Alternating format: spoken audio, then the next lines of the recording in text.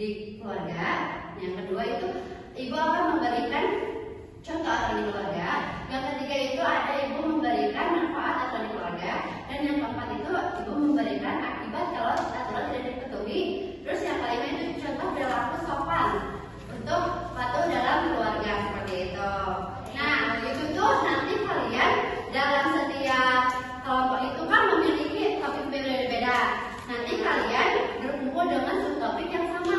Itu adalah masuk kelompok ahli gitu. Jadi kelompok ahli itu misalnya terus Wida itu memiliki subtopik yang sama gitu. Subtopiknya ya pengaturan ya, pengertian aturan. Nah, nanti kamu dan juga Wida itu adalah kelompok ahli gitu. Sesudah kalian mengerjakan tugas atau apa yang diberikan kelompok ahli, kalian berkumpul lagi kelompok asal. Kelompok asal yang mana tadi ya? Yang tadi. Nah, setelah itu kalian mengerjakan lagi, kalian berdiskusi lagi apa yang kalian dapat dari kelompok ahli, kelompok asal seperti itu. Setelah itu ibu minta satu orang dari kelompok perwakilan kelompok untuk presentasi. Mengerti? Oke, sekarang ibu bagi kelompok dulu ya. 1, 2, 3, 4, 5. Ini kelompok 1, 1, 2, 3, 4, 5, kelompok 2, 1, 2, 3, 4, 5, kelompok 3 ya. Sekarang berkumpul nomor 1 sama nomor 1.